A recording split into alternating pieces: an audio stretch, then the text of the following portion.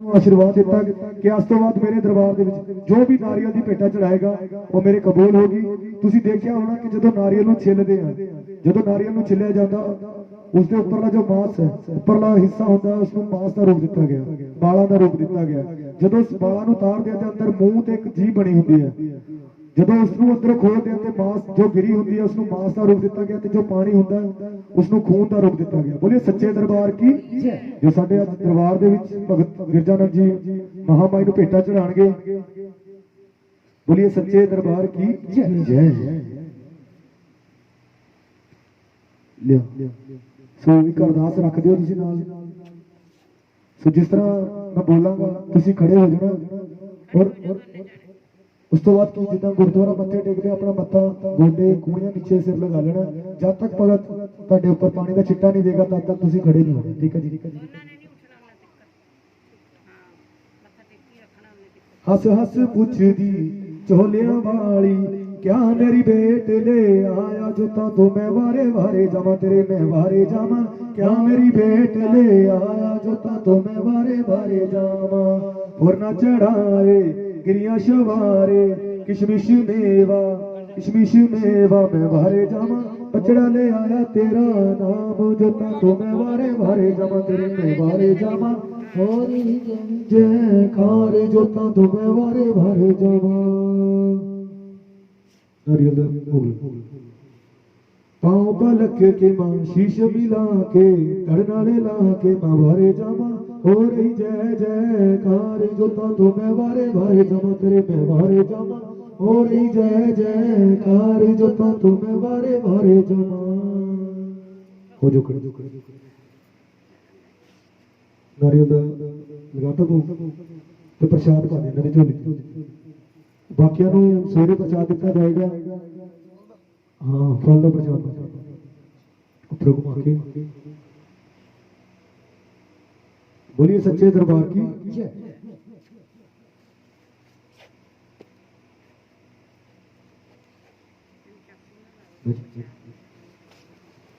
सो ये नारियल की भेटा सी, क्योंकि किसी भी दरबार के विच जाओगे तुसीं देखोगे नारियल चढ़ता है। वो नारियल अपने आप को भेंट करते हैं कि असीं अपना सब सीस मां तेरे चरणों के विच अर्पित कर दिता। तो तुसीं नारियल की भेटा चढ़ाई है मां के दर ते। सो हुण मां तारा राणी की जो कि अमर कथा है उसके बारे दस्सिया जाएगा। गुरु जी कहते हैं जो तारा राणी की कथा सुनता है उसको 9 नरात्यां का फल मिलता है। गुरु जी ने यह भी दस्सिया कि जो कथा गुरु पीढ़ियों तो चलती आ रही है, पंडितों तक पहुंची, उन्होंने तो पहुंची पहुंची साढ़े तक पहुंची, जो मेरे उस्ताद मौला जी उन्होंने तो पहुंची मेरे तक पहुंची। सो तो भी छोटा रवि अज महामाई तारा राणी की कथा सुना जा रहा है। बोलिए सच्चे दरबार की। सो एक धरती ते राजा होया स्पर्श राजा। घर विच कोई कन्या नहीं सी, कोई औलाद नहीं सी। पंडितों बुलाया, पंडित जोशी बुलाए कि मेरे घर के कोई औलाद नहीं, तुसीं मैनूं दसो कुछ मेरा सेवा देखो कि मेरे घर के औलाद, क्योंकि बच्चों तो बिना मापिया का जीना नहीं होता। सो पंडित जोशी आए, उन्होंने कहा कि तुसीं हवन जप करवाओ, महामाई तुहाडे ते जरूर उपार कृपा करेगी। सो उसी तरह पंडित राजे ने महामाई का जागरण रखा, भंडारे करवाए। सो इस धरती ते राजा होया सी स्पर्श। जगदंबे मैया दा सेवक पंडितां ताई बुलाया है, इकट्ठा करके परिवार उसने हवन जग करवाया है, हवन जग करवाया है, हवन जग करवाया है। होके परसन जगदंबे मां विच सुपने दे आउंदियां है, लड़कियां तेरे घर दो होनियां, माता आंख सुणाउंदी है, माता आंख सुणाउंदी है। वश तेरा चमकेगा राजा आदि शक्ति फरमाउंदी है, देव वचन फिर जगदंबे मां अंतर ध्यान हो जाती है, अंतर ध्यान हो जाती मैया अंतर ध्यान हो जाती है। सो मां दे सुपने दे विच मां शेरां वाली आंदे हैं ते उन्हां नूं वरदान दिंदे कि तेरे घर 2 कन्यावां जन्म ले। इसी तरह साल बीत्या, राजे के घर कन्या ने जन्म दिता। पंडित जोशी बुलाए गए, उन्होंने नामकरण किया था, तो तारा रानी नाम रखा गया। पंडित जोशी कहने लगे तुहाडे लिए बड़ी भाग्यशाली हो गई, तेरे कुल नूं रोशन करेगी। सो इस तरह राजे के घर जो पहली लड़की सी उसका नाम तारा रानी रखा गया। 2 साल बाद राजे के घर दूजी कन्या ने जन्म लिया, सांवले रंग की कन्या। पंडित जोशी फिर बुलाए गए, उस कन्या का नामकरण करने लिए पंडित जोशी कहने लगे कि राजा जी इस कन्या का नामकरण करने का की फायदा, इसका जो वासा है, इसका जो वासा है छोटी बरादरी विच होवेगा, गरीब घराने च होवेगा। ते राजा कहने लगा कि जब इसका जन्म राज घराने च होवेगा तो कि इसका वासा क्यों गरीब घराने च होवेगा। तो पंडित जोशी कहने लगे कि राजा असि तेनों इस तीन जन्मां दी कहानी दसदे हां। सो पहले जन्म दे विच समझ लग रही है जी सारिਆਂ ਨੂੰ, क्योंकि समझ आनी जरूरी है। अगर नहीं भी आती एक बार दस दो कि नहीं आती, आप दोबारा सुना देंगे। लग रही है जी समझ सारे समझ। सो पहले जन्म दे विच देवलोक दे विच अफसरां दे नाम रेणका ते मेनका सी। एक दिन इंद्रलोक दे विच इंद्र ने दरबार सजाया, ਵੱਡੇ ਵੱਡੇ ऋषि मुनि बुलाए गए, सारे ने एक दूजे का सत्कार किया ਵੱਡੇ छोटे के हिसाब नाल। पर ये दो कन्यावां एक तो लेट आईयां, उपर तो किसी का सत्कार नहीं किया और अपने आसन ते जाके विराजियां।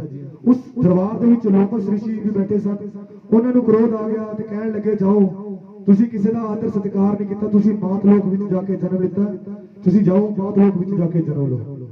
सो ये सी राणी का पहला जन्म जो कि अफसरा के रूप च गई सी। हुण दूजे जन्म की कहानी सुनाउण जा रहा। दूजे जन्म दे विच एक ब्राह्मणा के घर जन्म लिया, नाम इन्हां दा शंगण मंगल रखा गया। एक ब्राह्मण घर जन्म लिया ते शंगण कहण लगी कि अज काशी का व्रत रखिया कि आपां व्रत रखिया है मां शेरां वाली का, काशी का व्रत रखिया। छोटी भैन कहण लगी कि मैनूं भुख लगी है कि मैं काशी का व्रत रखिया कि मेरे वास्ते मैनूं भुख लगी, मेरी वड्डी भैन मैनूं कुछ खाना है। तो वड्डी भैन कहण लगी कि आ 2 टके लै जा बाजार दे विचों कुछ खाण नूं ले आ। छोटी भैन नादान है, अनजान है। जदों बाजार दे विच जांदी रास्ते दे विच एक मच्छी तरन वाला मच्छी तल रहा है, मच्छी दी स्मैल उसनूं आ जाती, मच्छी दी खुशबू उसदे मच्छी दी स्मैल मच्छी दी जो सुगंध है उसदे नक तक जाती है तो उसनूं वधिया लगदी है क्योंकि भुख लगी हुई सी। मच्छी तलदे तलदे उसने 2 टके की मच्छी ले ली, 1 टके की मच्छी आप खा ली तो दूजे टके की मच्छी लैके अपनी भैन वाल लेके जा रही है।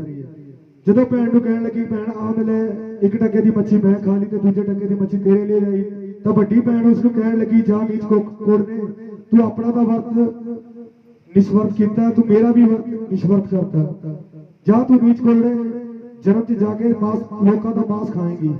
तो तीजे जन्म दे विच आ गई, तीजे जन्म दे विच उसनूं शिवकली दा रूप दिता है, शिवकली दे रूप दे विच आ गई। बोलिए सच्चे दरबार की जय।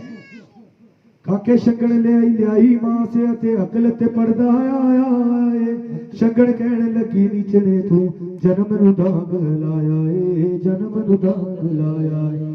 मन तेरा है गिरद वांगे ते नीच ही कर्म कमाया है, जा शिवकली बन के रहे पटकदी शंगण ने आंख बुलाया है, शंगण ने आंख बुलाया है, शंगण ने आंख बुलाया है। सो वड्डी भैन ने उसको श्राप दिता, जा नीच कोड़ ने पापने तू ब्राह्मणा घर जन्म लैके तू अपना दा धर्म भ्रष्ट किया ते मेरा भी धर्म भ्रष्ट किया। जा मैं तेनों श्राप दिनी हां कि इसे समय शिवकली बन जा अते सारी जन्म मास खादी रहे। शिवकली बनी हुई अखां विच हंझू भरे हुए कहंदी मेरे उद्धार करो, उद्धार किस तरह होएगा। तो वड्डी भैन कहण लगी जा जदों संतां भगतां दे जान ते बनी होगी, जदों तू अपनी जान ते खेड के उन्हां दी जान बचाएगी तेनों मनुष्य जन्म फिर प्राप्त होगा। तो शिवकली बनी हुई कदे इस पिंड जा रही है कदे उस पिंड जा रही है। सो इस पिंड करते उस पिंड पहुंचते और हस्तिनापुर पहुंच गए जिथे पांडवां ने मां दा हवन रखा होया, नौकरां स्नेहा भेजे। बोलिए सच्चे दरबार की जय, जयकारा शेरां वाली मैया जी का, सच्चे दरबार की जय। भगत सारे जने ध्यान नाल सुन रहे हैं ना जी, कथा सुन रहे हो, ताड़ी लगा दो इसे जयकारा शेरां वाली मैया जी का, सच्चे दरबार की जय। तो तुसी दसो कृष्ण जी के अपन कथा कित्थे छड्डी है जी, कथा कहां से छोड़ी आपने?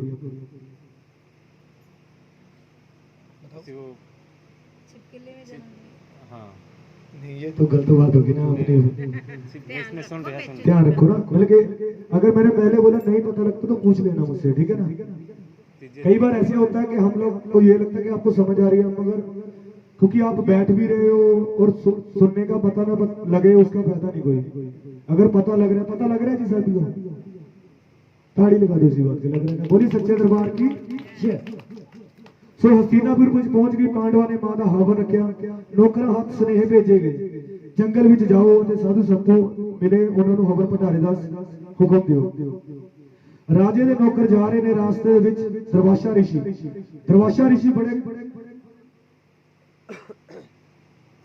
ऋषि बड़े क्रोधवान ऋषि होए ने।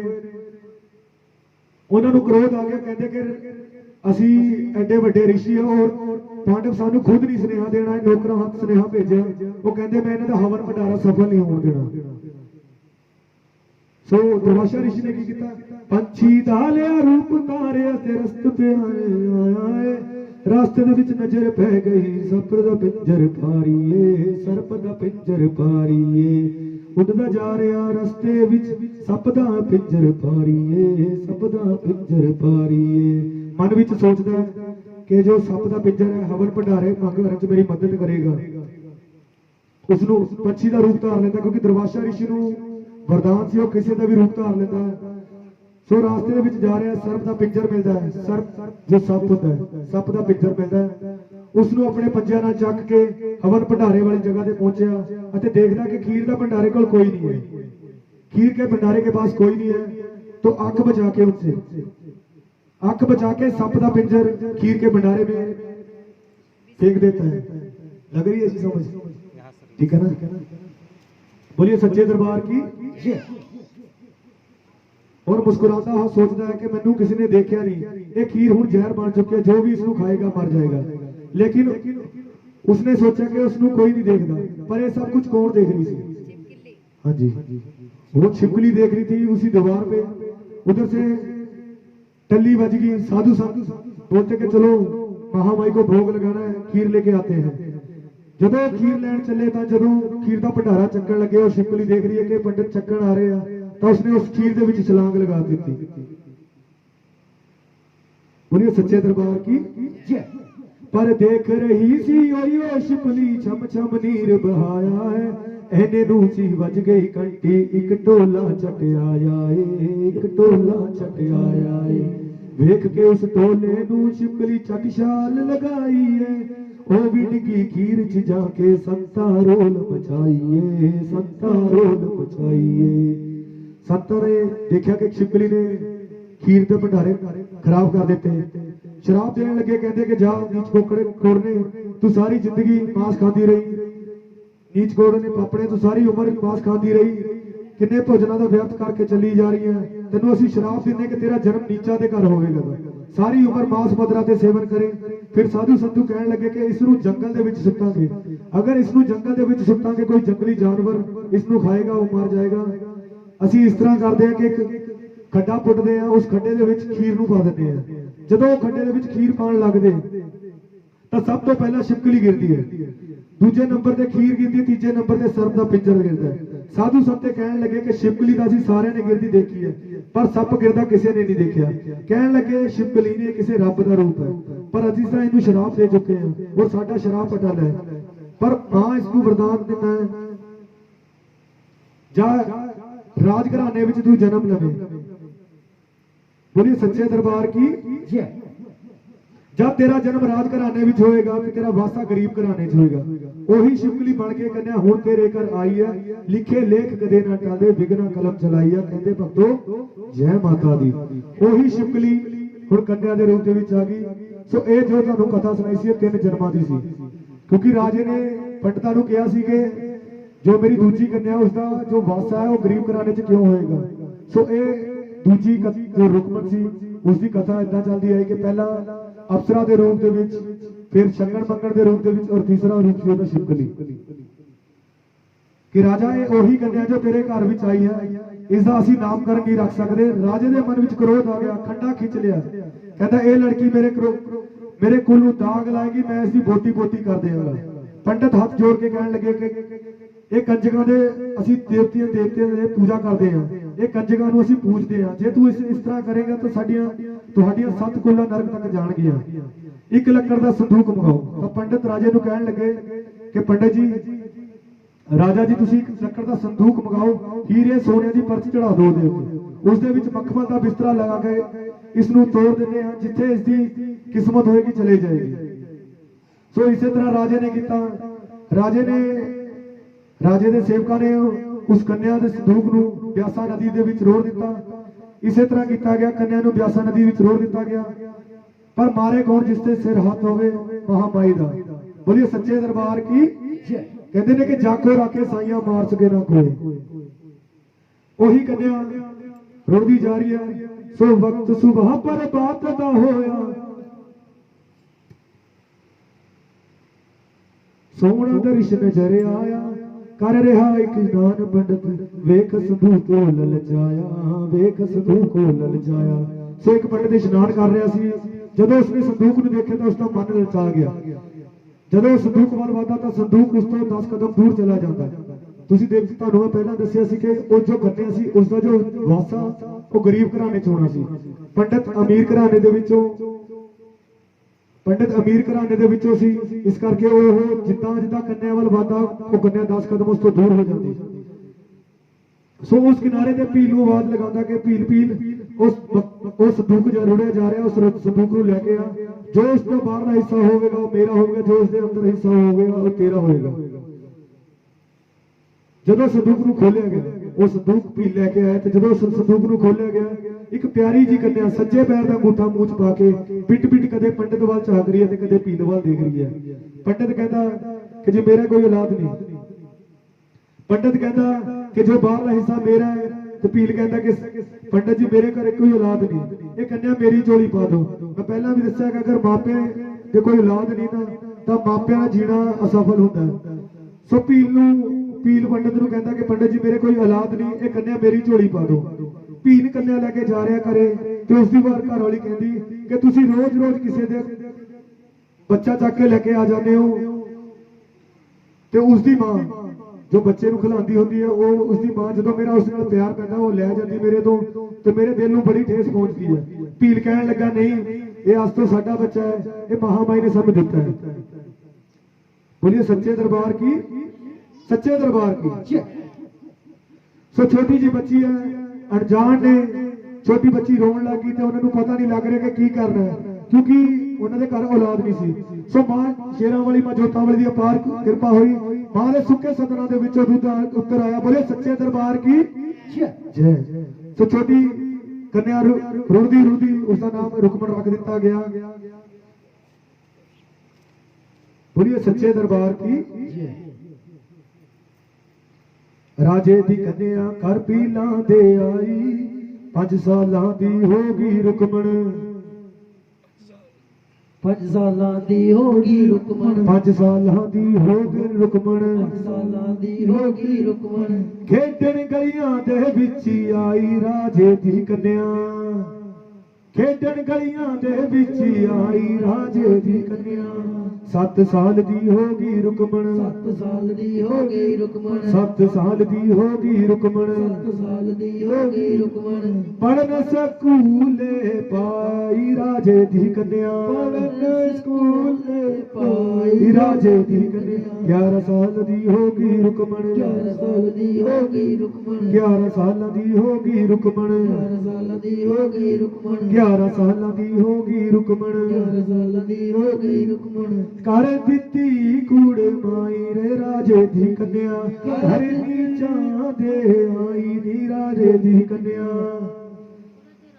ਰਾਜੇ ਦੀ ਕੰਨਿਆ ਘਰ ਨੀਚਾਂ ਦੇ ਆਈ ਨੀ ਰਾਜੇ ਦੀ ਕੰਨਿਆ 18 ਸਾਲ ਦੀ ਹੋ ਗਈ ਰੁਕਮਣ 18 ਸਾਲ ਦੀ ਹੋ ਗਈ ਰੁਕਮਣ 18 ਸਾਲ ਦੀ ਹੋ ਗਈ ਰੁਕਮਣ 18 ਸਾਲ ਦੀ ਹੋ ਗਈ ਰੁਕਮਣ ਹਰੀਪੁਰ ਗਈ ਏ ਵਿਆਈ ਜੀ ਰਾਜੇ ਦੀ ਕੰਨਿਆ ਹਰੀਪੁਰ ਗਈ ਏ ਵਿਆਈ ਜੀ ਰਾਜੇ ਦੀ ਕੰਨਿਆ ਘਰ ਨੀਚਾਂ ਦੇ ਆਈ ਜੀ ਰਾਜੇ ਦੀ ਕੰਨਿਆ ਘਰ ਨੀਚਾਂ ਦੇ ਆਈ ਜੀ ਰਾਜੇ ਦੀ ਕੰਨਿਆ ਬੋਲੀਏ ਸੱਚੇ ਦਰਬਾਰ ਕੀ ਜੈ ਜਕਾਰਾ ਸ਼ੇਰਾਂ ਵਾਲੀ ਮਈਆ ਜੀ ਦਾ ਬੋਲ ਸੱਚੇ ਦਰਬਾਰ ਕੀ ਜੈ।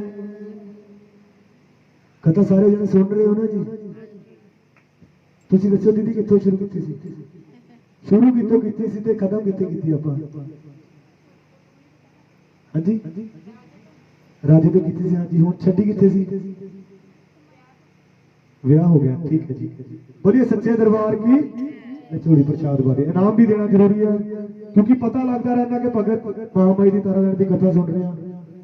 ਪ੍ਰਸ਼ਾਦ ਔਰ ਤੁਸੀਂ ਤੁਹਾਨੂੰ ਜੋ ਪ੍ਰਸ਼ਾਦ ਦਿੱਤਾ ਨਾ ਮੈਂ ਦੱਸਣਾ ਭੁੱਲ ਗਿਆ ਇਹ ਪ੍ਰਸ਼ਾਦ ਨੂੰ ਨਾ ਤਾਂ ਚੱਕ ਕੋ ਲੈਣੀ ਨਾ ਤੇ ਛੁਰੀ ਲਗਾਣੀ ਹੈ। ਇਹ ਤੁਸੀਂ ਇਸ ਤਰ੍ਹਾਂ ਹੀ ਖਾ ਸਕਦੇ ਹੋ, ਜਾਂ ਤਾਂ ਹੁਣ ਖਾ ਲਿਓ ਔਰ ਚਾਕੂ ਛੁਰੀ नहीं लगाने और अपना प्रसाद आप ही खाना है। बोलिए सच्चे दरबार की। हाँ जी, हाँ जी, ये ਤੁਹਾਡਾ ਪ੍ਰਸ਼ਾਦ है, किसी को देना नहीं है जी, ठीक है जी। बोलिए सच्चे दरबार की। नींद तो नहीं आ रही जी? हाँ जी, नहीं ये आपका प्रसाद है, बच्चों को मिल जाएगा, सुबह देंगे बच्चों को। हाँ जी, हाँ जी। तो साढ़े भाजी एक छोटी जी भेंट सुनाएंगे।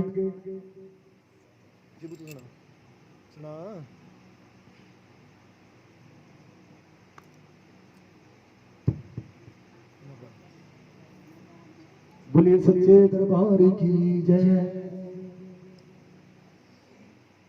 ये ਤੁਹਾਨੂੰ ਤਾਂ ਕਰਕੇ ਕਰ ਰਿਹਾ ਕਿ ਕਿਸੇ ਨੂੰ ਨੀਂਦ ਨਾ ਆਵੇ ਔਰ ਮਹਾਮਾਈ ਦੇ ਰੰਗ ਦੇ ਵਿੱਚ ਰੰਗੇ ਰਹੋ।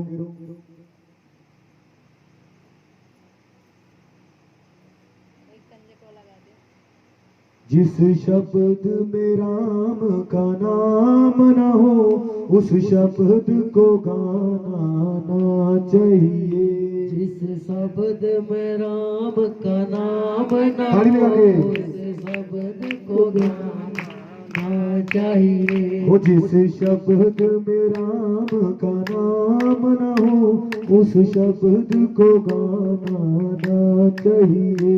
जिस शब्द में राम का नाम ना हो उस शब्द को गाना ना चाहिए। उस शब्द को गाना ना चाहिए, उस भजन को गाना ना चाहिए।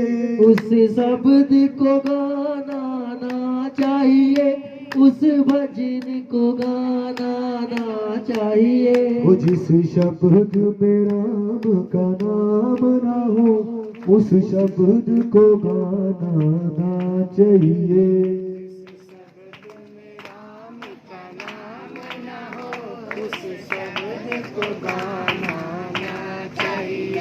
चाहे बेटी जितनी भी लाडली हो घर घर में घुमाना ना चाहिए। चाहे बेटी कितनी प्यारी हो घर घर में बुलाना ना चाहिए। दोबारा दसे दीदी की गया तुसी। जिस घर में जिस घर में बेटी प्यारी हो उसे घर घर घुमाना ना चाहिए। चाहे बेटी जितनी भी लाडली हो घर घर में घुमाना ना चाहिए। चाहे बेटी जितनी लाडली हो उसे घर घर घुमाना ना चाहिए। क्योंकि बेटियां कहती हैं कि सानू तो कहता कि घुमाना नहीं चाहिए। हाँ जी। चाहे बेटा जितना भी लाडला हो उसे सर पे चढ़ाना ना चाहिए।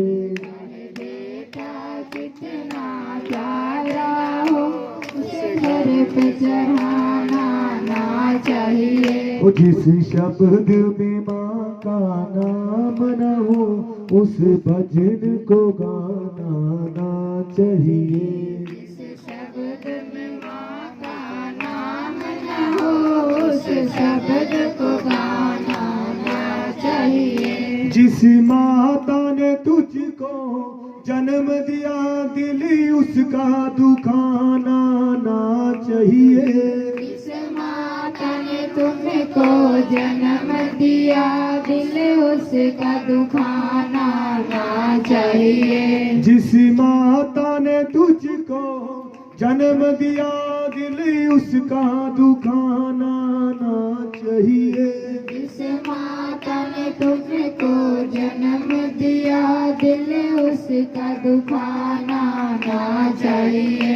जिस पिता ने तुमको पाला है दिल उसका दुखाना ना चाहिए। जिस पिता ने तुमको पाला है दिल उसका दुखाना ना चाहिए। जिस शब्द में राम का नाम ना हो उस शब्द को गाना ना चाहिए। जिस शब्द में राम का नाम न हो उस शब्द को गाना चाहिए। बोलिए सच्चे दरबार की जय। ਸੋ ਹਰੀਪੁਰ ਸ਼ਹਿਰ ਦੇ ਵਿੱਚ ਰੁਕਮਣ ਜੀ ਦਾ ਵਿਆਹ ਕਰ ਦਿੱਤਾ ਗਿਆ। ਜਿੱਥੇ ਦਾ ਰਾਜਾ ਹਰੀ ਸੀ ਉੱਥੇ ਉਸ ਦੀ ਵੱਡੀ ਭੈਣ ਜੋ ਕਿ ਤਾਰਾ ਤੋਂ ਤਾਰਾ ਰਾਣੀ ਬਣ ਚੁੱਕੀ ਹੈ, ਜੋ ਤਾਰਾ ਰਾਣੀ ਰਾਜਾ ਹਰੀਸ਼ ਚੰਦਰ ਨਾਲ ਵਿਆਹ ਕੀਤਾ ਗਿਆ। ਉਸੇ ਹੀ ਸ਼ਹਿਰ ਦੇ ਵਿੱਚ ਰੁਕਮਣ ਦਾ ਘਰ ਹੈ। ਭਲਾ ਭੀਲਾ ਦੇ ਘਰ ਵੱਡੀ ਹੋ ਕੇ ਵਿਆਹ ਕਰ ਦਿੱਤਾ ਗਿਆ। ਰੁਕਮਣ ਦਾ ਘਰ ਵਾਲਾ ਰਾਜੇ ਦੇ ਦਵਾਰਪਾਲ ਸੀ ਅਤੇ ਉਸ ਦੀ ਸੱਸ ਉਹਨਾਂ ਦੇ ਘਰ ਕੰਮ ਕਰਨ ਕੇ ਜਾਇਆ ਕਰਦੀ ਸੀ। ਇੱਕ ਦਿਨ ਰੁਕਮਣ ਆਪਣੀ ਸੱਸ ਨੂੰ ਕਹਿਣ ਲੱਗੀ ਕਿ ਅੱਜ ਤੋਂ ਕੰਮ ਕਰ ਮੈਂ ਕਰਾਂਗੀ, ਤੇ ਉਸ ਦੀ ਮਾਂ ਕਹਿਣ ਲੱਗੀ ਕਿ ਪੁੱਤ ਤੇਰੇ ਤਾਂ ਹਜੇ ਹੱਥਾਂ ਦੀ ਮਹਿੰਦੀ ਵੀ ਨਹੀਂ ਉਤਰੀ। ਤੇ ਰੁਕਮਣ ਕਹਿੰਦੀ ਨਹੀਂ ਮਾਤਾ ਜੀ, ਅੱਜ ਤੋਂ ਬਾਅਦ ਮਹਿਲਾਂ ਦੀ ਸਫਾਈ ਮੈਂ ਕਰਨ ਜਾਇਆ ਕਰਾਂਗੀ। ਜਦੋਂ ਰੁਕਮਣ ਰਾਣੀ ਦਰਬਾਰ ਦੇ ਵਿੱਚ ਝਾੜੂ ਪੋਚਾ ਕਰ ਰਹੀ ਤਾਂ ਉਸ ਦੀ ਵੱਡੀ ਭੈਣ ਤਾਰਾ, ਜੋ ਮਾਂ ਤਾਰਾ ਰਸੀ ਜੋ ਤਾਰਾ ਸੀ ਤਾਰਾ ਰਾਣੀ ਸੀ, ਉਸ ਨੂੰ ਮਾਂ ਕਿਉਂਕਿ ਉਹ ਮਾਂ ਸ਼ੇਰਾਂ ਵਾਲੀ ਦੀ ਵੱਡੀ ਭਗਤਣੀ ਸੀ, ਉਸ ਨੂੰ ਵਰਦਾਨ ਸੀ ਉਹ ਕਿਸੇ ਦੀ ਵੀ ਮਸਤਕ ਰੇਖਾ ਪੜ ਸਕਦੀ ਸੀ। ਤਾਂ ਉਸਨੇ ਦੇਖਿਆ ਕਿ ਇਹ ਜੋ ਕੰਮ ਕਰਨ ਆਈ ਹੈ ਤਾਂ ਮੇਰੀ ਜਨਮਾਂ ਦੀ ਵਿਚੀ ਹੋਈ ਮੇਰੀ ਭੈਣ ਹੈ। ਤਾਂ ਉਸਦੀ ਛੋਟੀ ਭੈਣ ਆਕਾਸ਼ਬਾਣੀ ਹੋਈ। ਤਾਰਾ ਰਾਣੀ ਉਸ ਨੂੰ ਬੁਲਾਉਣ ਲੱਗੀ ਤਾਂ ਆਕਾਸ਼ਬਾਣੀ ਹੋਈ ਕਿ ਅਜੇ ਤੁਹਾਡੇ ਦੋਨਾਂ ਦਾ ਮਿਲਣ ਦਾ ਸਮਾਂ ਨਹੀਂ ਹੋਇਆ। ਤਾਂ ਰੁਕਮਣ ਤਾਰਾ ਨੂੰ ਕਹਿੰਦੀ ਕਿ ਤੁਹਾਡੇ ਰਾਜ ਦਰਬਾਰ ਦੇ ਵਿੱਚ ਐਡੀ ਵੱਡੀ ਰੋਸ਼ਨੀ ਹੈ, ਇੱਕ ਉਸ ਕਮਰੇ ਦੇ ਵਿੱਚ ਇੱਕ ਛੋਟਾ ਦੀਵਾ ਕੀ ਜਗ ਰਿਹਾ। ਸਾ ਮਾਂ ਤਾਰਾ ਰਾਣੀ ਹੱਸਣ ਲੱਗੀ, ਕਹਿੰਦੀ ਰੁਕਮਣ ਉਹ ਜੋ ਜੋਤ ਜਗ ਰਹੀ ਹੈ, ਉਹ ਜੋ ਦੀਵਾ ਕਹਿ ਰਹੀ ਹੈ, ਉਹ ਮਾਂ ਜਵਾਲਾ ਦੀ ਸਾਖਸ਼ਾਤ ਜੋਤ ਜਗ ਰਹੀ ਹੈ। ਰੁਕਮਣ ਕਹਿਣ ਲੱਗੀ ਤਾਰਾ ਜੀ ਇਹ ਜੋਤ ਕੀ ਕਰਦੀ ਹੈ। ਤਾਂ ਤਾਰਾ ਕਹਿਣ ਲੱਗੀ ਕਿ ਇਹ ਜੋ ਜੋਤ ਹੈ ਔਲਾਦਿਆਂ ਨੂੰ ਔਲਾਦ ਬਖਸ਼ਦੀ ਹੈ, ਦੁੱਖ ਦਰਿਦਰ ਦੂਰ ਕਰਦੀ ਹੈ, ਸਭ ਦੀਆਂ ਤਕਦੀਰਾਂ ਬਦਲਦੀ ਹੈ।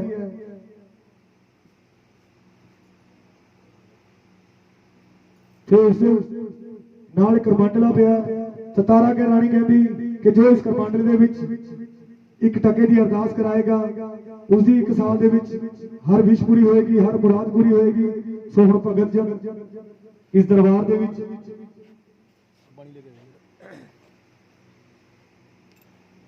ਕਰਮੰਡਲਾ ਲੈ ਕੇ ਆਣਗੇ। ਕਰਮੰਡਲਾ ਕਹਿੰਦੇ ਆ ਜੀ ਗੜਵੇ ਨੂੰ, ਔਰ ਇਸ ਕਰਮੰਡਲ ਦੇ ਵਿੱਚ ਤੁਸੀਂ ਆਪਣੀ ਸ਼ਰਧਾ ਅਨੁਸਾਰ ਇੱਕ ਟਕਾ ਰੱਖ ਦੇਣਾ ਔਰ ਦੋਨੇ ਹੱਥਾਂ ਦੀਆਂ ਉਂਗਲਾਂ ਲਗਾ ਕੇ ਆਪਣੀਆਂ ਅੱਖਾਂ ਨਾਲ ਲਗਾ ਕੇ ਮੱਥੇ ਤੇ ਲਗਾਣੀਆਂ। ਬੋਲੀਏ ਸੱਚੇ ਦਰਬਾਰ ਕੀ।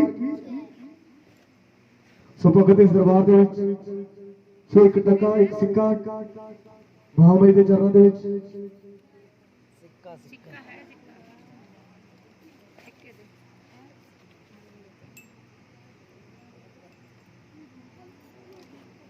अपनी अखों ਨਾਲ ਲਾ ਲਓ।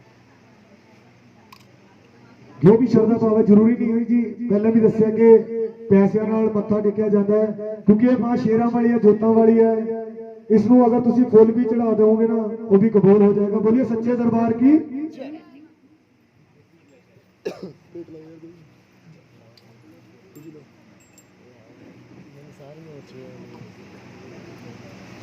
मेरे मोबाइल भी चल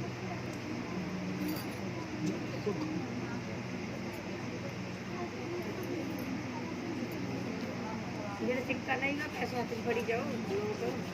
ਹਾਂਜੀ ਹਾਂਜੀ ਜਿੰਨੇ ਵੀ ਭਗਤ ਜਨ ਇੱਥੇ ਬੈਠੇ ਨੇ, ਮੈਂ ਪਹਿਲਾਂ ਦੱਸਿਆ ਕਿ ਜ਼ਰੂਰੀ ਨਹੀਂ ਸਿੱਕਾ ਪਾ ਕੇ ਅਰਦਾਸ ਕਰਨੀ ਆ, ਮੱਥਾ ਜ਼ਰੂਰ ਟੇਕਣਾ ਜੀ ਸਾਰਿਆਂ ਨੇ, ਕਿਉਂਕਿ ਪੂਰੀ ਰਾਤ ਬੈਠੇ ਹੋ। ਔਰ ਅਸੀਂ ਇਹੀ ਚਾਹਾਂਗੇ ਕਿ ਹਰ ਭਗਤ ਦੀ ਆਸ ਮੁਰਾਦ ਮਾਂ ਸ਼ੇਰਾਂ ਵਾਲੀ ਮਾਂ ਜੋਤਾਂ ਵਾਲੀ ਪੂਰੀ ਕਰਨ।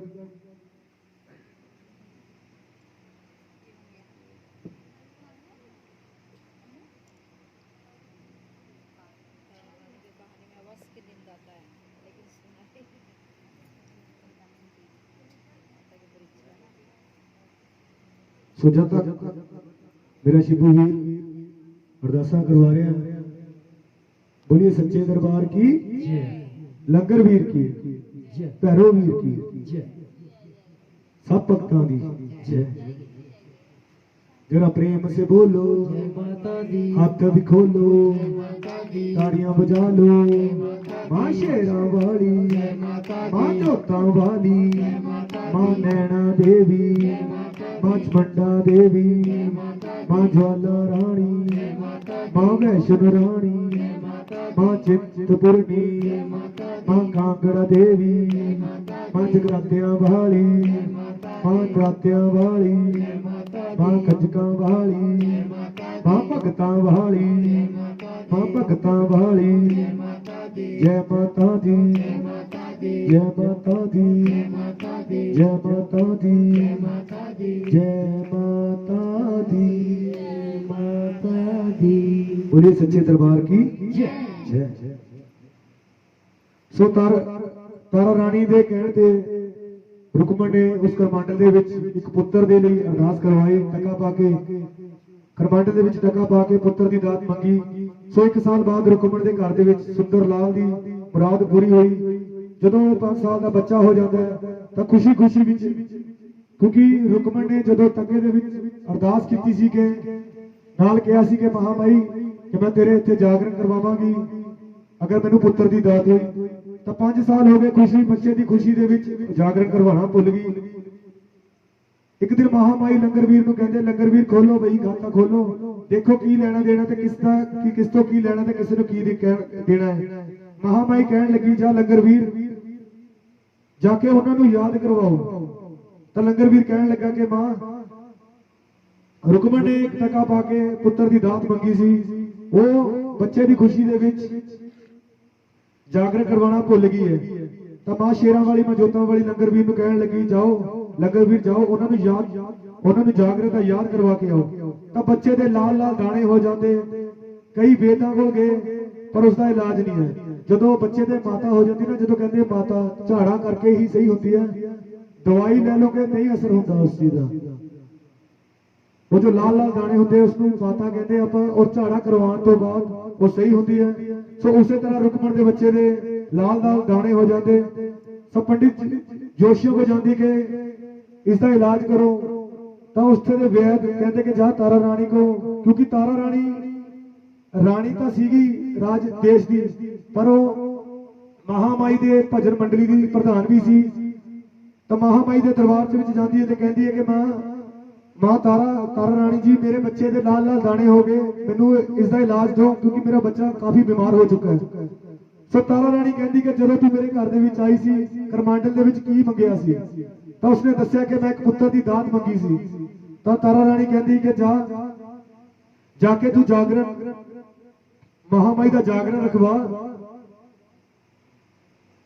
ਬੋਲੀਏ ਸੱਚੇ ਦਰਬਾਰ ਕੀ। ਤੁਸੀਂ ਦੇਖਿਆ ਹੋਣਾ ਜਦੋਂ ਵੀ ਕੋਈ ਜਾਗਰਣ ਕਰਵਾਉਂਦੇ ਆ ਤਾਂ ਉਸ ਤੋਂ ਪਹਿਲਾਂ ਡੱਲ ਦਿੱਤੇ ਜਾਂਦੇ ਆ ਜੀ। ਤੁਹਾਡੇ ਤੋਂ ਵੀ ਡੱਲ ਲਿੱਤੇ ਸੀ ਅਸੀਂ।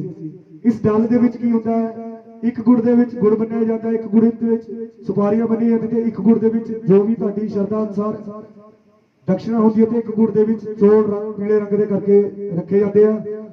ਖੁਸ਼ਬੂ ਇਹਨਾਂ ਨੇ ਡੱਲ ਚੜਾਏ, ਉਹ ਚੜਾ ਦੇ ਮਹਾਮਾਈ ਦੇ ਚਰਨਾਂ ਦੇ।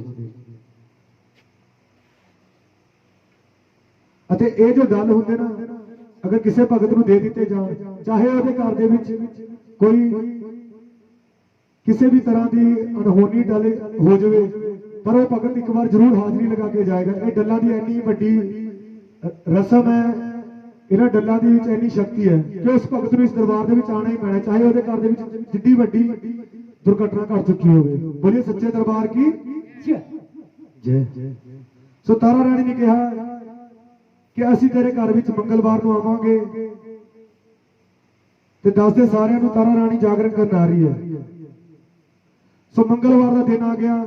ਛੋਟੇ ਬੱਚੇ ਰਾਸਤੇ ਦੇ ਵਿੱਚ, ਕਿਉਂਕਿ ਇੱਥੇ ਵੀ ਜਦੋਂ ਜਾਗਰਣ ਰੱਖਿਆ ਗਿਆ ਛੋਟੇ ਬੱਚੇ ਕਰ ਰਹੇ ਹੋਣੇ ਕਿ ਸਾਡੇ ਅੱਜ ਇੱਥੇ ਜਾਗਰਣ ਹੈ। ਸੋ ਉਸੇ ਤਰ੍ਹਾਂ ਉਸ ਸ਼ਹਿਰ ਦੇ ਵਿੱਚ ਛੋਟੇ ਬੱਚੇ ਰਾਸਤੇ ਦੇ ਵਿੱਚ ਕਹਿ ਰਹੇ, ਬੋਲਦੇ ਜਾ ਰਹੇ ਨੇ, ਚਲੋ ਜੀ ਚਲੋ ਮਾਂ ਤਾਰਾ ਰਾਣੀ, ਕਿਉਂਕਿ ਮਾਂ ਤਾਰਾ ਰਾਣੀ ਮਾਂ ਸ਼ੇਰਾਂ ਵਾਲੀ ਦੀ ਬੜੀ ਵੱਡੀ ਭਗਤਣੀ ਸੀ। ਮਾਂ ਸ਼ੇਰਾਂ ਵਾਲੀ ਦੀ ਬਹੁਤ ਵੱਡੀ ਭਗਤਣੀ ਸੀ ਔਰ ਭਜਨ ਮੰਡਲੀ ਦੀ ਪ੍ਰਧਾਨ ਸੀ। ਔਰ ਉਸ ਨੂੰ ਦੇਖਣ ਲਈ ਸਾਰਾ ਇਲਾਕਾ ਆਂਦਾ ਸੀ। ਔਰ ਛੋਟੇ ਬੱਚੇ ਜਦੋਂ ਕਹਿ ਰਹੇ ਸਨ ਕਿ ਮਾਂ ਤਾਰਾ ਰਾਣੀ ਆ ਰਹੀ ਹੈ, ਉਸ ਘਰ ਦੇ ਵਿੱਚ ਜਾਗਰਣ ਕਰਨ। ਠੀਕ ਹੈ ਜੀ, ਬੋਲੇ ਸੱਚੇ ਦਰਬਾਰ ਕੀ।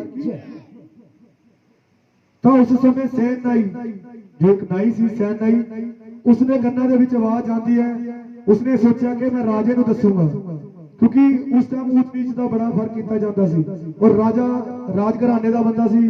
ਔਰ ਜੋ ਉਸ ਨੂੰ ਪਤਾ ਲੱਗਿਆ ਕਿ ਮੇਰੀ ਰਾਣੀ ਭੀਲਾਂ ਦੇ ਘਰ ਜਾਏਗੀ ਤਾਂ ਉਸ ਨੂੰ ਵੱਢ ਟੁੱਕ ਦੇਗਾ। ਤਾਂ ਸੈਨ ਨਾਈ ਨੇ ਸੋਚਿਆ ਮੈਂ ਇਹ ਖਬਰ ਰਾਜੇ ਨੂੰ ਦੱਸਾਂਗਾ ਤਾਂ ਮੈਨੂੰ ਮੂੰਹ ਮੰਗਿਆ ਇਨਾਮ ਮਿਲੇਗਾ। ਸੈਨਾਈ ਨੇ ਰਾਜੇ ਨੂੰ ਕਿਹਾ ਕਿ ਰਾਜਾ ਜੀ ਅੱਜ ਮੇਰੀ ਤੁਹਾਡੀ ਸ਼ੇਵ ਕਰਨ ਨੂੰ ਦਿਲ ਕਰਦਾ ਹੈ। ਰਾਜਾ ਕਹਿੰਦਾ ਕੀ ਗੱਲ ਹੋ ਗਈ? ਕਹਿੰਦਾ ਨਹੀਂ ਜੀ ਮੇਰਾ ਦਿਲ ਕਰਦਾ ਅੱਜ ਸ਼ੇਵ ਕਰਨ ਨੂੰ। ਕਿਉਂਕਿ ਸੈਨਾਈ ਨੂੰ ਪਤਾ ਸੀ ਕਿ ਉਸਨੇ ਅੱਜ ਆਪਣਾ ਜੋ ਮਨ ਵਿੱਚ ਧਾਰ ਕੇ ਆਇਆ ਸੀ ਕਿ ਮਾਂ ਤਾਰਾ ਰਾਣੀ ਦੇ ਵਿਰੁੱਧ ਉਸ ਨੂੰ ਕਰਨਾ ਹੈ। ਕਿਉਂਕਿ ਕਹਿੰਦੇ ਨੇ ਜਦੋਂ ਦਿਲ ਦੇ ਵਿੱਚ ਸਾਡੇ ਲਗਨ ਨਾ ਹੋਵੇ, ਮਨ ਨਾ ਹੋਵੇ, ਸਾਡੇ ਕੋਲ ਕੰਮ ਹੁੰਦਾ ਨਹੀਂ। ਤੇ ਜਦੋਂ ਸੈਨਾਈ ਰਾਜੇ ਦੀ ਸ਼ੇਵ ਕਰਨ ਲੱਗਦਾ ਤਾਂ ਉਹਦਾ ਬੁਰਸ਼, ਸਾਬਣ ਵਾਲਾ ਬੁਰਸ਼ ਰਾਜੇ ਦੇ ਬੁੱਲਾਂ ਤੇ ਲੱਗ ਜਾਂਦਾ। ਰਾਜਾ ਗੁੱਸੇ ਨਾਲ ਕਹਿਣ ਲੱਗ ਜਾਂਦਾ ਕਿ ਤੂੰ ਮੇਰਾ ਧਰਮ ਭ੍ਰਸ਼ਟ ਕਰ ਦਿੱਤਾ ਸੈਨਾਈ, ਤੂੰ ਮੇਰਾ ਧਰਮ ਭ੍ਰਸ਼ਟ ਕਰ ਦਿੱਤਾ। ਚਲਾਤੇ ਤਾਂ ਸੈਨਾਈ ਕਹਿਣ ਲੱਗਿਆ ਰਾਜਾ ਜੀ ਦੇਖੋ ਬੁਰਸ਼ ਵੀ ਤੁਹਾਡਾ, ਸਾਬਣ ਵੀ ਤੁਹਾਡਾ ਔਰ ਬੁੱਲ ਵੀ ਤੁਹਾਡੇ, ਪਰ ਜਦੋਂ ਤਾਰਾ ਰਾਣੀ ਭੀਲਾਂ ਦੇ ਘਰ ਜਾ ਕੇ ਜਾਗਰਣ ਕਰੇਗੀ ਉਸ ਸਮੇਂ ਧਰਮ ਨਹੀਂ ਭ੍ਰਸ਼ਟ ਹੋਵੇਗਾ ਤੁਹਾਡਾ। ਰਾਜਾ ਬੜਾ ਹੈਰਾਨ ਹੋਇਆ ਕਿ ਮੇਰੀ ਰਾਣੀ ਭੀਲਾਂ ਦੇ ਘਰ ਜਾਗਰਣ ਕਰੇਗੀ, ਇਸ ਤਰ੍ਹਾਂ ਨਹੀਂ ਹੋ ਸਕਦਾ। ਰਾਜਾ ਕਹਿੰਦਾ ਜੇ ਸੈਨਾਈ ਤੇਰੀ ਗੱਲ ਝੂਠੀ ਹੈ ਮੈਂ ਤੈਨੂੰ ਇੱਥੇ ਵੱਢ ਡੁੱਕ ਦਊਂਗਾ। ਸੈਨਾਈ ਕਹਿੰਦਾ ਜ਼ਰੂਰ ਰਾਜਾ ਜੀ, ਅਗਰ ਮੇਰੀ ਗੱਲ ਝੂਠੀ ਹੈ ਮੈਨੂੰ ਵੱਢ ਦਿਓ ਇੱਥੇ। ਰਾਜਾ ਕਹਿੰਦਾ ਜਾ ਮੈਨੂੰ ਇੱਕ ਗੱਲ ਦੱਸ ਦੇ ਕਿ ਹੁਣ ਮੈਂ ਕਰਾਂ ਕੀ? ਸੈਨਾਈ ਨੂੰ ਪੁੱਛਦਾ ਕਿ ਮੈਂ ਕੀ ਕਰਾਂ, ਕੀ ਕਰਾਂਗੇ ਰਾਣੀ ਨੂੰ ਨਾ ਭੇਜਾਂ?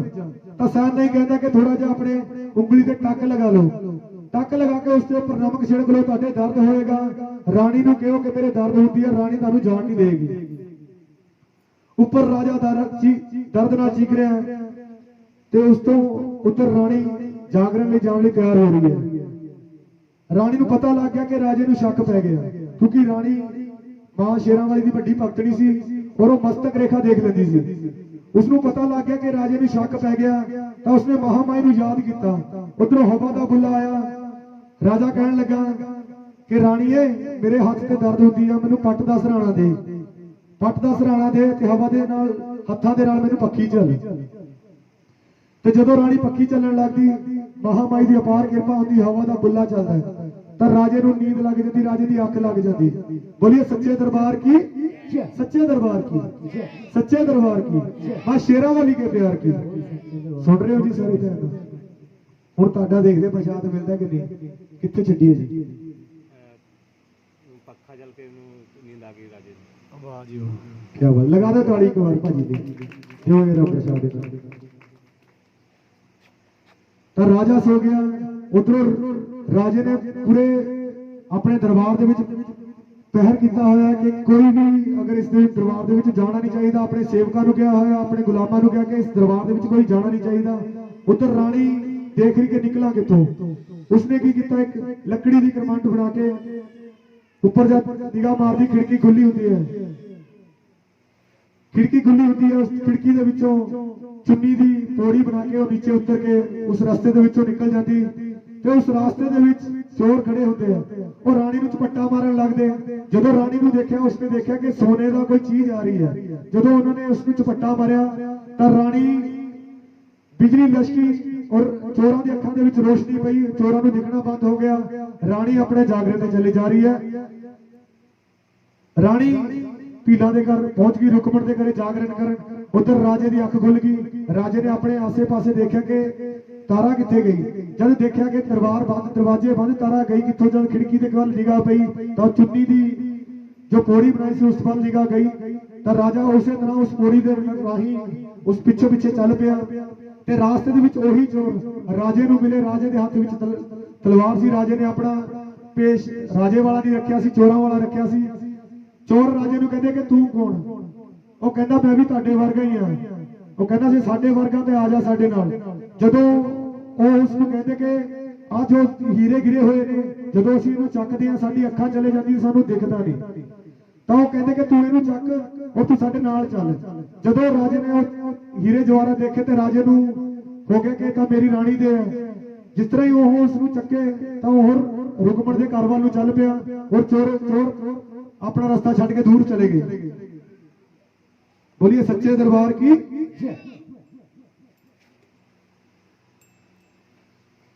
उधर महामाई ਦੇ ਜਾਗਰਣ, ਕਿਉਂਕਿ ਪਹਿਲੇ ਸਮੇਂ ਦੇ ਵਿੱਚ ਜੋ ਜਾਗਰਣ ਹੁੰਦੇ ਸੀ ਬੰਦ ਦਰਵਾਜ਼ਿਆਂ ਦੇ ਵਿੱਚ ਕੀਤੇ ਜਾਂਦੇ ਸੀ।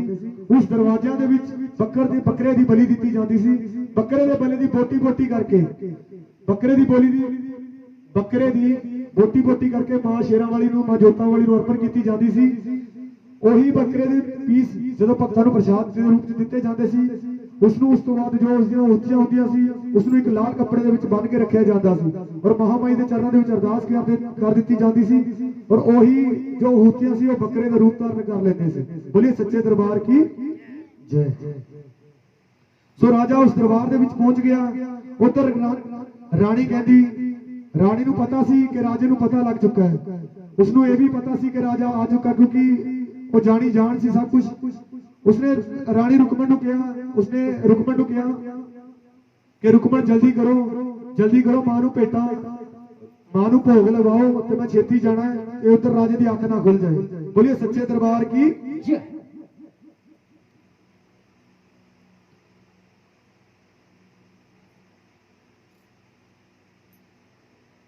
ਬੋਲੀਏ ਸੱਚੇ ਦਰਬਾਰ ਕੀ ਜੈ। ਸੋ ਮੈਂ ਪਹਿਲਾਂ ਵੀ ਦੱਸਿਆ ਕਿ ਅਗਰ ਅਸੀਂ ਜੋ ਵੀ ਤਿਲ ਫੁੱਲ ਚੜਾਉਂਦੇ ਨਾ ਮਹਾਮਾਈ ਦੇ ਚਰਨਾਂ ਦੇ ਵਿੱਚ ਕਬੂਲ ਹੁੰਦਾ ਹੈ, ਪਰ ਸ਼ਰਧਾ ਦੇ ਹੋਣੇ ਚਾਹੀਦੇ ਆ। ਸੋ ਇੱਕ ਕਥਾ ਸੁਣਾ ਦਿੰਦਾ ਜੀ ਤੁਹਾਨੂੰ। ਇੱਕ ਸਮੇਂ ਇੱਕ ਬੁੱਢੀ ਔਰਤ ਪੰਡਤ ਕੋਲ ਆਈ, ਗਲਿਓ ਸੜਿਓ ਕੇਲੇ ਲੈ ਪੋਤੇ ਲਈ ਅਰਦਾਸ ਕਰਵਾਈ। ਗਲਿਓ ਸੜਿਓ ਕੇਲੇ ਲੈ ਕੇ ਪੋਤੇ ਦੀ ਅਰਦਾਸ ਕਰਵਾਈ। ਪੰਡਤ ਨੇ ਕਿਹਾ ਗਲਿਓ ਸੜੇ ਕੇਲੇ ਪਾ ਕੇ ਮੱਥੇ ਵੱਟ ਪੁਜਾਰੀ ਕਰ ਦਿੱਤੀਆਂ ਫਰਿਆਦਾਂ, ਕਰੋ ਬਾਬਾ ਜੀ ਨੀਤ ਮੁਤਾਬਕ ਇਹਨਾਂ ਦੀਆਂ ਆਸਾਂ ਮੁਰਾਦਾਂ। ਸਮੇਂ ਮੁਤਾਬਕ ਉਸ ਮਾਈ ਦੇ ਘਰ ਵਿੱਚ ਤੋਤਾ ਹੋਇਆ, ਨਾ ਉਹਦੇ ਵਿੱਚ ਹੱਡੀ ਕੋਈ, ਵੇਖ ਬੜਾ ਮਨ ਰੋਇਆ। ਤਾਂ ਉਸ ਔਰਤ ਜੋ ਬੁੱਢੀ ਔਰਤ ਸੀ ਉਸ ਦਾ ਮਨ ਗੁੱਸੇ ਦੇ ਵਿੱਚ ਆ ਗਿਆ। ਗੁੱਸੇ ਵਿੱਚ ਜੋ ਕਪੋਤਾ ਮਾਈ ਜਾ ਪਹੁੰਚੀ ਉਸ ਮੰਦਰ, ਵੇਖ ਮਾਈ ਦਾ ਗੁੱਸਾ ਪੰਡਤ ਲੁਕ ਗਿਆ ਜਾ ਕੇ ਅੰਦਰ। ਜਦੋਂ ਮਾਈ ਦੇ ਹੱਥ ਘੋਟਣਾ ਦੇਖਿਆ ਤਾਂ ਪੰਡਤ ਲੁਕ ਗਿਆ ਜਾ ਕੇ ਅੰਦਰ। ਬੁੱਢੀ ਔਰਤ ਕਹਿਣ ਲੱਗਦੀ ਕਿ ਪੰਡਤ ਇਹ ਜੋ ਕੀਤਾ ਤੂੰ ਕਮਾਇਆ, ਤੇਰੀ ਕਿਰਪਾ ਦੇ ਨਾਲ ਮੇਰੇ ਘਰ ਵਿੱਚ ਪੋਤਾ ਹੋਇਆ। ਅੱਗੋਂ ਪੰਡਤ ਉਸ ਨੂੰ ਕਹਿਣ ਲੱਗਾ ਇਹਦੇ ਵਿੱਚ ਮੇਰਾ ਕੋਈ ਕਸੂਰ ਨਾ ਮਾਏ, ਇਹ ਮਾਲਕ ਦੀ ਸਭ ਮਾਇਆ। ਜਿਸ ਤਰ੍ਹਾਂ ਦਾ ਵੀ ਆਪਾਂ ਪ੍ਰਸ਼ਾਦ, ਜਿਸ ਤਰ੍ਹਾਂ ਦੀ ਵੀ ਆਪਾਂ ਮਹਾਮਾਈ ਨੂੰ ਅਰਪਣ ਕਰਦੇ ਸਾਨੂੰ ਉਸੇ ਤਰ੍ਹਾਂ ਦਾ ਮਿਲਦਾ ਹੈ। ਇਹ ਜੋ ਮਾਂ ਹੈ ਭਗਤਾਂ ਦੀ ਝੋਲੀਆਂ ਭਰਦੀ ਹੈ, ਲਾਲਾਂ ਦੇ ਲਾ ਦਿੰਦੀ ਹੈ। ਬੋਲੀ ਸੱਚੇ ਦਰਬਾਰ ਕੀ ਜੈ। ਇਸ ਲਈ ਕਹਿੰਦੇ ਆ ਕਿ ਜੋ ਵੀ ਚੜਾਓ, ਚਾਹੇ ਫੁੱਲ ਚੜਾਓ, ਸੱਚੀ ਸ਼ਰਧਾ ਨਾਲ ਚੜਾਓ। ਸੋ ਮਹਾਮਾਈ ਨੂੰ ਭੋਗ ਬਾਟੇ ਦਾ ਪ੍ਰਸ਼ਾਦ ਲਿਆਂਦਾ, ਬਾਟੇ ਦਾ ਉੱਪਰ, ਠੀਕ ਹੈ। ਸੋ ਰਾਜਾ ਭੀਲਾਂ ਦੇ ਘਰ ਪਹੁੰਚ ਗਿਆ। ਦਰਵਾਜ਼ੇ ਦੇ ਵਿੱਚ ਦੇਖ ਰਿਹਾ ਕਿ ਰਾਣੀ ਤਾਰਾ ਰੁਕਮਣ ਦੇ ਨਾਲ ਮਹਾਮਾਈ ਦਾ ਜਾਗਰਣ ਕਰ ਰਹੀ ਹੈ। ਤੇ ਜਦੋਂ ਰੁਕਮਣ ਮਾਸ ਮਦਰਾ ਦਾ ਪ੍ਰਸ਼ਾਦ ਜੋ ਕਿ ਬੱਕਰੇ ਦੀ ਬਲੀ ਦਿੱਤੀ ਸੀ ਉਸ ਦਾ ਪ੍ਰਸ਼ਾਦ ਰਾਣੀ ਦੇ ਝੋਲੀ ਦੇ ਵਿੱਚ ਪਾਉਂਦੀ ਤੇ ਕਹਿੰਦੀ ਕਿ ਇਹ ਪ੍ਰਸ਼ਾਦ ਲੈ ਕੇ ਜਾਓ। ਰਾਣੀ ਕਹਿੰਦੀ ਕਿ ਪ੍ਰਸ਼ਾਦ ਮੈਂ ਖਾ ਲਿਆ। ਕਹਿੰਦੀ ਨਹੀਂ, ਤੁਸੀਂ ਨਾਲ ਲੈ ਕੇ ਜਾਣਾ, ਸਾਨੂੰ ਨਹੀਂ ਪਤਾ ਕਿ ਤੁਸੀਂ ਭੀਲਾਂ ਦੇ ਘਰ ਦਾ ਪ੍ਰਸ਼ਾਦ ਖਾਓਗੇ ਕਿ ਨਹੀਂ ਖਾਓਗੇ। ਤਾਂ ਰਾਣੀ ਕਹਿੰਦੀ ਕਿ ਨਹੀਂ, ਮੈਂ ਤੇਰੇ ਜਾਗਰਣ ਚ ਵਿੱਚ ਆਈ ਆ, ਮੈਂ ਜਾਗਰਣ ਕਰਦੀ ਆ, ਮੈਂ ਇਸ ਤਰ੍ਹਾਂ ਨਹੀਂ ਕਰਾਂਗੀ ਕਿ ਮੈਂ ਪ੍ਰਸ਼ਾਦ ਜ਼ਰੂਰ ਲੈ ਕੇ ਜਾਵਾਂਗੀ। ਰਾਜੇ ਨੇ ਜਦ ਦੇਖਿਆ ਕਿ ਰਾਣੀ ਤਾਰਾ ਦੇ ਪੱਲੂ ਦੇ ਵਿੱਚ ਪ੍ਰਸ਼ਾਦ ਪਾਇਆ ਕਿ ਬੋਟੀਆਂ ਦਾ, ਬੱਕਰੇ ਦੀ ਬੋਟੀਆਂ ਦਾ ਪਾਇਆ। ਜਦੋਂ ਬਾਹਰ ਨਿਕਲੇ ਰਾਣੀ ਤਾਰਾ, ਬਾਹਰ ਨਿਕਲੀ ਤਾਂ ਰਾਜੇ ਨੇ ਰਾਣੀ ਨੂੰ ਕਿਹਾ ਪ੍ਰਸ਼ਾਦ ਬਣਾ ਪਾ, ਠੀਕ ਹੈ। ਜਗਾਰਾ ਸ਼ੇਰਾਂ ਵਾਲੀ ਮਈਆ ਜੀ ਦਾ ਬੋਲ ਸੱਚੇ ਦਰਬਾਰ ਕੀ ਜੈ ਜੈ। ਬੱਟੇ ਦਾ ਪ੍ਰਸ਼ਾਦ ਹੋ ਗਿਆ।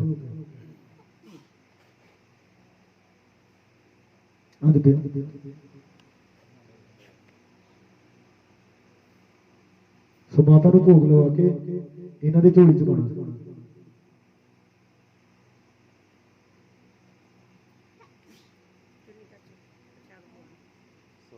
पल्लू कर लेता।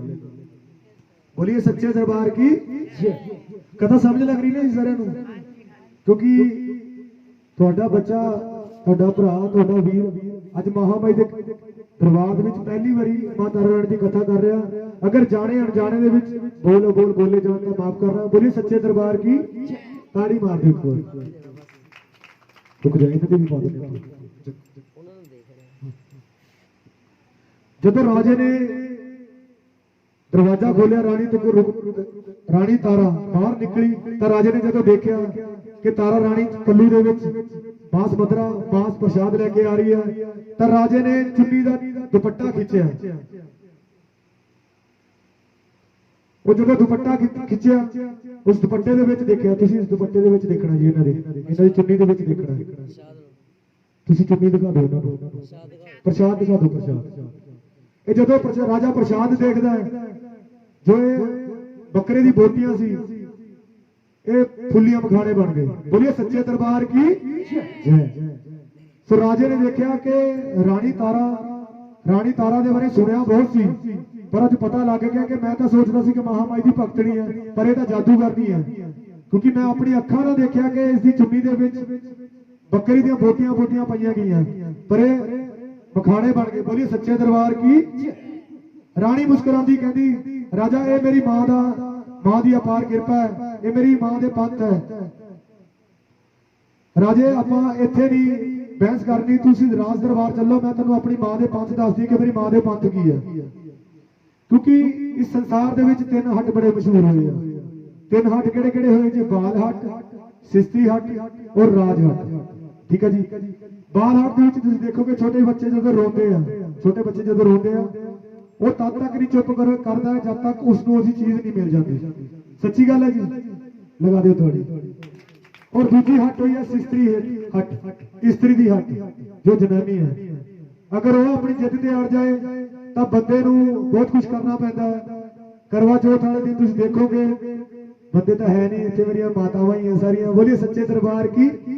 ਸੋ ਕਹਿੰਦੇ ਨੇ ਕਿ 3 ਹੱਟ ਬੜੇ ਮਸ਼ਹੂਰ ਹੋਏ, ਬਾਲ ਹੱਟ, ਸਿਸਤਰੀ ਹੱਟ ਔਰ ਰਾਜ ਹੱਟ। ਔਰ ਤੀਸਰੀ ਹੱਟ ਸੀ ਰਾਜ ਹੱਟ। ਰਾਣੀ ਨੇ ਇਹ ਸੋਚਿਆ ਸੀ ਕਿ ਮੈਂ ਰਾਜੇ ਨੂੰ ਗੱਲਾਂ 'ਚ ਪਾ ਕੇ ਦਰਬਾਰ ਲੈ ਜਾਵਾਂਗੀ, ਪਰ ਰਾਜਾ ਅੜਿਆ ਹੋਇਆ ਸੀ ਕਿ ਮੈਂ ਰਾਣੀ ਦੇ ਪੰਥ ਦੇਖਣਾ ਚਾਹੁੰਦਾ, ਉਸ ਦੀ ਮਾਂ ਤਾਂ ਰਾਣੀ ਦਾ ਪੰਥ ਦੇਖਣਾ ਚਾਹੁੰਦਾ। ਤਾਂ ਰਾਜਾ ਕਹਿਣ ਲੱਗਾ ਰਾਣੀਏ ਮੈਂ ਤੇਰੀ ਮਾਂ ਦਾ ਪੰਥ ਦੇਖਣਾ, ਕਿਉਂਕਿ ਮੇਰੀ ਮਾਂ ਸ਼ੇਰਾਂ ਵਾਲੀ ਪੁੱਤ ਵਾਲੇ ਨੂੰ ਪੁੱਤ ਦਿੰਦੀ ਹੈ, ਅੰਨ ਵਾਲੇ ਨੂੰ ਅੰਨ ਦਿੰਦੀ ਹੈ, ਮੁਰਦਿਆਂ ਵਿੱਚ ਜਾਨ ਪਾਉਂਦੀ ਹੈ ਮੇਰੀ ਮਾਂ ਜਵਾਲਾ। ਤਾਂ ਰਾਣੀ ਕਹਿਣ ਲੱਗੀ ਰਾਜਾ ਅਗਰ ਤੂੰ ਮੇਰੀ ਮਾਂ ਦਾ ਪੰਥ ਦੇਖਣਾ ਤੇ ਜਿਸ ਤਰ੍ਹਾਂ ਮੈਂ ਕਹਾਂਗੀ ਉਸ ਤਰ੍ਹਾਂ ਤੂੰ ਕਰਨਾ ਹੈ। ਬੋਲੀਏ ਸੱਚੇ ਦਰਬਾਰ ਕੀ। ਤਾਂ ਰਾਜੇ ਦੇ ਮਨ ਦੇ ਵਿੱਚ ਆ ਗਈ ਕਿ ਮੈਂ ਮਾਂ ਦਾ ਪੰਥ ਦੇਖਣਾ, ਇਸ ਦੀ ਮਾਂ ਦਾ ਪੰਥ ਦੇਖਣਾ, ਕਿਉਂਕਿ ਮੈਂ ਇਹਦੀ ਆਪਣੀ ਅੱਖਾਂ ਦੇ ਨਾਲ ਇਸ ਦੀ ਝੋਲੀ ਦੇ ਵਿੱਚ ਬੱਕਰੀ ਦੀਆਂ ਬੋਟੀਆਂ ਦੇਖੀਆਂ, ਪਰ ਉਹ ਫੁੱਲ ਮਖਾਣੇ ਬਣ ਗਏ, ਹੁਣ ਤਾਂ ਮੈਂ ਜ਼ਰੂਰ ਦੇਖਣਾ ਹੀ ਦੇਖਣਾ। ਤਾਂ ਰਾਣੀ ਕਹਿੰਦੀ ਕਿ ਤੁਹਾਨੂੰ 2 ਚੀਜ਼ਾਂ ਬੜੀਆਂ ਪਿਆਰੀਆਂ ਆਪਣੇ ਸੰਸਾਰ ਦੇ ਵਿੱਚ, ਇਸ ਸੰਸਾਰ ਦੇ ਵਿੱਚ ਤੁਹਾਨੂੰ ਬੜੀਆਂ ਪਿਆਰੀਆਂ, ਇੱਕ ਨੀਲਾ ਘੋੜਾ ਤੇ ਦੂਜਾ ਤੁਹਾਡਾ ਪੁੱਤਰ। ਰਾਜਾ ਕਹਿੰਦਾ ਮੈਨੂੰ ਦੱਸ ਕੀ ਕਰਨਾ। ਰਾਣੀ ਕਹਿੰਦੀ ਜਾਓ ਤਬੇਲੇ ਦੇ ਵਿੱਚ ਆਪਣਾ ਨੀਲਾ ਘੋੜਾ ਲੈ ਕੇ ਆਓ। ਰਾਜੇ ਨੇ ਉਸੇ ਤਰ੍ਹਾਂ ਕੀਤਾ, ਆਪਣਾ ਨੀਲਾ ਘੋੜਾ ਲੈ ਕੇ ਆਇਆ ਔਰ ਉਸਨੇ ਇਹ ਸ਼ਰਤ ਰੱਖੀ ਜਦੋਂ ਵੀ ਇਸੇ ਤਰ੍ਹਾਂ ਦੀ ਮਾਂ ਮਾਈ ਨੂੰ ਭੇਟ ਅਰਪਣ ਕਰੇਗਾ ਤੇਰੀ ਅੱਖਾਂ 'ਚ ਹੰਝੂ ਨਹੀਂ ਆਉਣਾ ਚਾਹੀਦਾ। ਬੋਲੀਏ ਸੱਚੇ ਦਰਬਾਰ ਕੀ ਜੈ। ਜਕਾਰਾ ਸ਼ੇਰਾਂ ਵਾਲੀ ਭਈਆ ਜੀ ਦਾ। बोल सच्चे दरबार की जय। ये संसार तेरा है, परिवार तेरा है, बालाजी कृपा करना ये परिवार तेरा है। बालाजी कृपा करना है परिवार तेरा है। मंगलवार तेरा है, रविवार तेरा है, भैया जी कृपा करना ये परिवार तेरा है। भैया जी कृपा करना है परिवार तेरा है। भैया जी कृपा करना ये परिवार तेरा है। भैया जी कृपा करना है परिवार तेरा है। हमें अंश तेरे तेरी संतान है, तू दयालु बड़ा हम तो नादान है। तू दयालु बड़ा हम तो नादान है। तू दयालु बड़ा हम तो नादान है। सिरजनहार तेरा है, पालनहार तेरा है, बालाजी कृपा करना ये परिवार तेरा है। बालाजी कृपा करना है परिवार तेरा है। बालाजी कृपा करना ये परिवार तेरा है। बालाजी कृपा करना है परिवार तेरा है। मंगलवार तेरा है, एतवार तेरा है, भोला जी कृपा करना ये परिवार तेरा है। भोला जी कृपा करना है परिवार तेरा है। बोलिए सच्चे दरबारी की जय। नींद नहीं आ रही जी किसी को? नींद नहीं आ रही जी? ताड़ी मार के दस दो, पता लगे कि ताड़ियां बज रही हैं। ਸੋ ਕਿਉਂਕਿ ਕਹਿੰਦੇ ਨੇ ਤਾਰਿਆਂ ਦੀ ਛਾਂ ਦੇ ਵਿੱਚ ਮਾਤਾ ਰਾਣੀ ਦੀ ਕਥਾ ਹੋਣੀ ਜ਼ਰੂਰੀ ਹੈ। ਸੋ ਆਪਣੇ ਕੋਲ ਟਾਈਮ ਪਿਆ ਇਸ ਕਰਕੇ ਸੁਣਾ ਰਹੇ ਹਾਂ। कभी राम बन के कभी श्याम बन के चले आना प्रभु जी चले आना। कभी राम बन के कभी श्याम बन के चले आना प्रभु जी चले आना। तुम लक्ष्मी रूप में आना। ताली लगा के लक्ष्मी रूप में आना। तुम लक्ष्मी रूप में आना। तुम लक्ष्मी रूप में आना। विष्णु साथ लेके खप्पर हाथ लेके चले आना प्रभु जी चले आना। लेके विष्णु हाथ लेके चले आना प्रभु जी चले आना। ओ कभी राम बन के कभी श्याम बन के चले आना प्रभु जी चले आना। कभी राम बन के बोल के जी बन के चले आना प्रभु जी चले आना। कभी राम बन के कभी श्याम बन के चले आना प्रभु जी चले आना। कभी श्याम बन के चले आना प्रभु जी चले आना। तुम पार्वती रूप में आना। तुम पार्वती रूप में आना। बोलिए सच्चे दरबार की जय।